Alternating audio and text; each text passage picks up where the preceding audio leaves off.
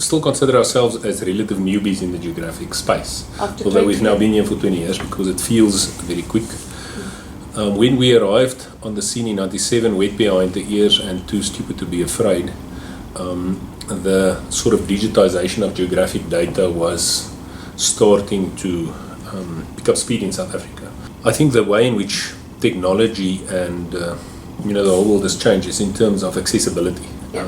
And I'm obviously going to reference back to what AfriGIS does. We say we give easy, secure access to quality location information and insights. Yes. So the easy and secure initially was on a disk with a password, whereas now it is through web services and APIs and software developer kits and so forth. So the accessibility, although it's still equally important, has become ubiquitous. The core application of the data hasn't really changed, but the scale at which it's been applied and is being understood, that has increased by leaps and bounds. And initially it was seen as geography. So if you talk geography, people wonder exactly what is that again. Do I know all the states or do I know all the countries, etc. But if you talk about location, people say, yeah, I know that's my wife or my children or whoever knowing where they are on the phone. Telecoms, I think, is always a good one. I think the penny still is in the process of dropping for them, where they have to drive for efficiencies and they're going to have a very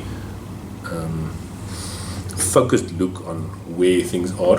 If you use a Google map to track anything, there's a different licensing model. There's a per device per month charge. Yeah. So if you're looking at 22 billion devices that are being tracked, many of the companies that are writing stuff around it, they don't realize, but they actually have to pay Google to show them, people on a map.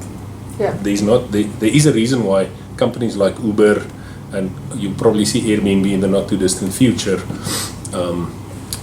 basically people in the tracking world are building their own base maps, because it's going to become really expensive to get location context for the Internet of Things. So that's the telecoms world. Penny's going to drop in terms of Internet of Things. I think they're still busy with the sensors trying to get the information, but the realization that the sensor has a context, and that context is actually what the Internet of Things is about. You want to know, did something move? Is it close to something else?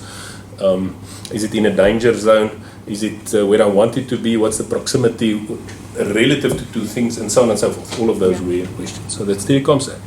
And the fourth one remains government. So I'll say insurance, banking, telecoms, government from a saving and from improved governance perspective, knowing where is the populace.